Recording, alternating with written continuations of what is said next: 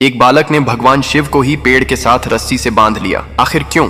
दरअसल एक बार एक बालक अपनी गायों को जंगल में नदी के किनारे चराने के लिए ले जा रहा था। तभी उसने देखा कि एक महान संत अपनी आंखें और नाक बंद कर गहन योग साधना में लीन है।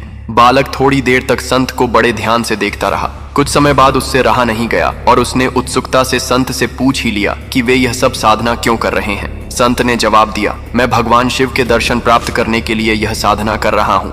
थोड़ी देर बाद संत वहां से चले गए। संत के जाने के बाद बालक ने भी उन्हीं योग क्रियाओं को दोहराना शुरू कर दिया। उसने संकल्प लिया कि आज वह भगवान के साक्षात दर्शन करके ही रहेगा। बालक ने अपनी आंखें बंद कर लीं और नाक को जोर से दबा लिया। सांस रुकने से उसकी प्राण निकलने की स्थिति आ गई। उधर कैलाश पर्वत पर भगवान शिव का आसन डोलने लगा। शिवजी ने ध्यान लगाया और देखा कि एक बालक उनके दर्शन की लालसा में कठोर तपस्या कर रहा है। बालक के हठ और भक्ति से प्रसन्न होकर भगवान शिव तुरंत प्रकट हो गए। वे बोले, अरे ओ बालक, बस करो अब तुम्हारी यह तपस्या, मैं स्वयं तुम्हें दर्शन देने आया हूँ। बालक ने आंखें बंद रखते हुए ही इशारे से पूछा, आप कौन हैं? भगवान शिव ने उत्तर दिया, मैं वही भगवान शिव हूँ जिनके दर्शन के लिए तुम इतनी कठोर साधना कर रहे हो। बालक ने आंखें खोलीं और तुरंत एक रस्सी लेकर आया। क्योंकि उसने भगवान को पहले कभी देखा नहीं था, इसलिए उसे विश्वास नहीं हुआ कि ये सच में भगवान शिव हैं। पहचान की पुष्टि करने के लिए उसने भगवान शिव को पास के एक पेड़ से रस्सी से बांध दिया और संत को बुलाने के लिए दौड़ पड़ा।